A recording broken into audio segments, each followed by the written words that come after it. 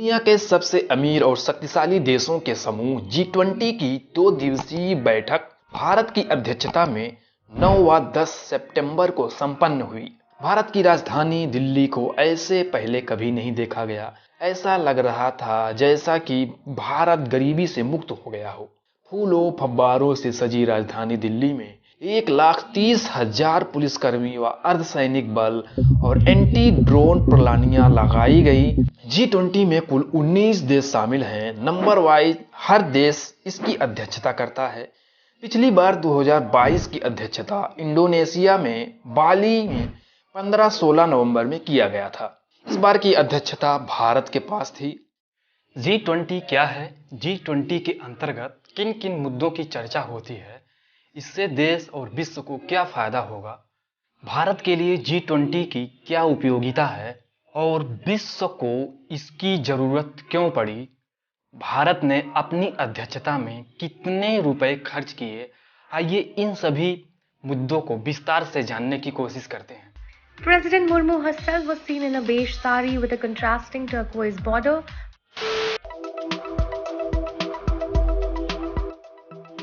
G20 का प्रारंभ 1999 में एशियन फाइनेंशियल क्राइसिस के बाद हुआ, जब एशिया आर्थिक संकटों से जूझ रहा था और स्थिति को संभाल पाने में बिल्कुल सक्षम नहीं था। G7 व G8 इस स्थिति पर काबू नहीं पा सके, तब G20 का गठन किया गया। G20 का समूह अर्थव्यवस्था, राजकोष संचालन, व्यापार व उभरते हुए देशों की हिस्सेदारी आदि प्रमुख विषय पर सामूहिक विचार विमर्श करने के लिए 19 देश तथा यूरोपीय यूनियन के वित्त मंत्री व केंद्रीय बैंकों को सदस्य बनाया गया। G20 के गठन का मुख्य उद्देश्य विकसित व विकासशील देशों व विश्व के विभिन्न देशों की आर्थिक और व्यापार नीति में सामंजस्य लाना था। बाद में इनमें कुछ और मुद्दों जैसे sustainable development, health, corruption, agriculture, energy व क्लाइमेट एक्सचेंज जैसे महत्वपूर्ण टॉपिक को ऐड कर दिया गया।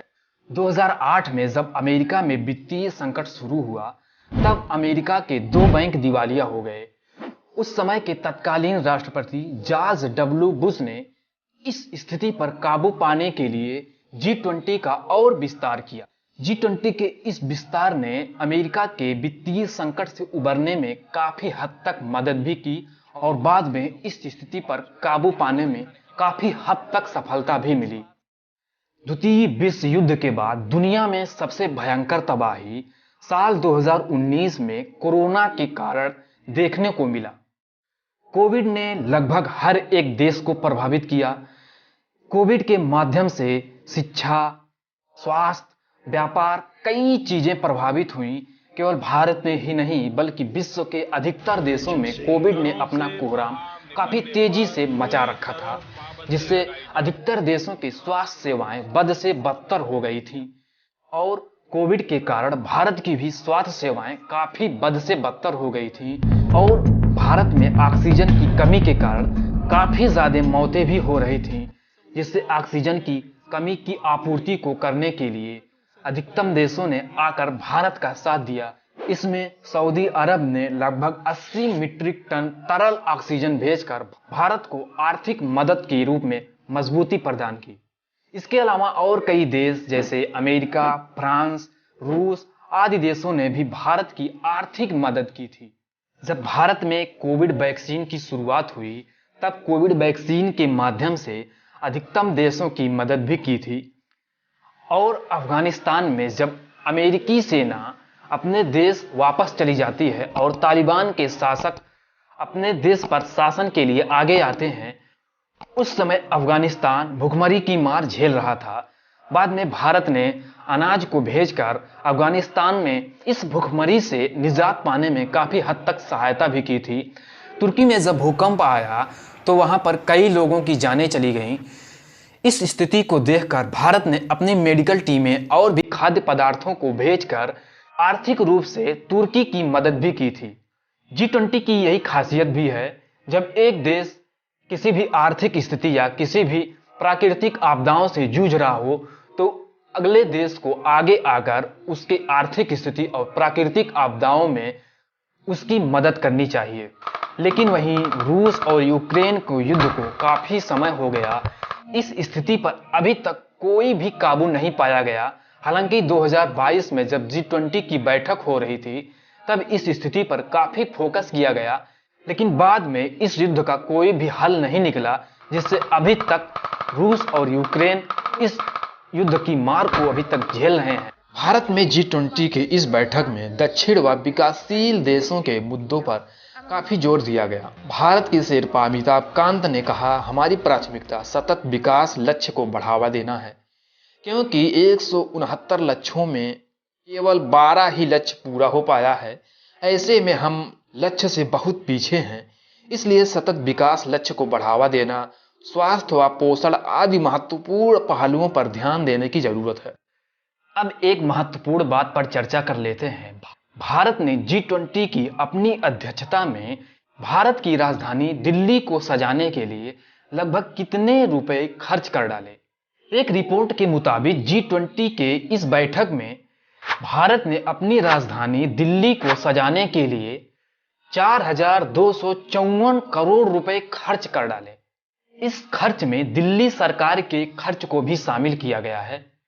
केंद्रीय मंत्री मीनाक्षी लेखी द्वारा साझा किए गए एक दस्तावेज के अनुसार ITPO ने कुल बिल का लगभग 3600 करोड़ रुपए का भुगतान किया है। इसके बाद दिल्ली पुलिस ने 340 करोड़ रुपए और NDMC ने 60 करोड़ रुपए का भुगतान किया है। वहीं दिल्ली सरकार के लोक निर्माण विभाग PWD ने लगभग 45 करोड़ रुपए, केंद्रीय सड़क भूतल परिवहन मंत्रालय ने 26 करोड़ रुपए, दिल्ली विकास प्राधिकरण DDA ने 18 करोड़ रुपए, दिल्ली सरकार के वन विभाग ने 16 करोड़ रुपए व MCD ने 5 करोड़ रुपए खर्च की। 2023-24 में G20 की अध्यक्षता के लिए केंद्रीय बजट ने 990 करोड़ रुपए का प्रावधान किया था। वित्त मंत्री निर्मला सीतारमण ने कहा था, वैश्विक चुनौतियों के मौजूदा समय में G20 की अध्यक्षता ने भारत को विश्व आर्थिक व्यवस्था में अपनी भूमिका को मजबूत करने का अनूठा अवसर प्रदान किया है। भारत इस बार G20 की अध्यक्षता कर रहा है। जाहिर सी बात है, ये हम सभी के लिए खुशी का पल है और भारत के लिए एक गौरव का पल है। इसका श्रेय किसी एक व्यक्ति को नहीं दिया जाना चाहिए। इसका श्रेय भारत के हर एक नागरिक को दिया जाना चाहिए, जिसने G20 के इस अध्यक्षता में भारत का साथ दिया। भारत ने G20 की इस बैठक में वसुधैव कुटुंबकम का थीम दिया है, जिसको one earth one future one family के रूप में बताया गया है। यानी संपूर्ण विश्व एक परिवार है। वन अर्थ का मतलब है एक पृथ्वी के रूप में हरित पहल को बढ़ावा देना है। वन फैमिली का मतलब एक परिवार के रूप में समावेशी विकास को बढ़ावा देना है। और वन फ्यूचर का मतलब एक बेहतर भविष्य के लिए प्रौद्योगिकी को बढ़ावा देना है। One family one earth one future के इस थीम के साथ भारत सरकार भारत में बढ़ते बेरोजगारी और महंगाई पर कब तक कंट्रोल कर पाती है, उस समय का इंतजार है। वीडियो अच्छी लगे तो कमेंट करके जरूर बताइए। ये चैनल पर नए हैं तो सब्सक्राइब जरूर कर लीजिए। ऐसी ही इंफॉर्मेटिव वीडियो के साथ फिर मिलते हैं नेक्स्ट वीडियो में।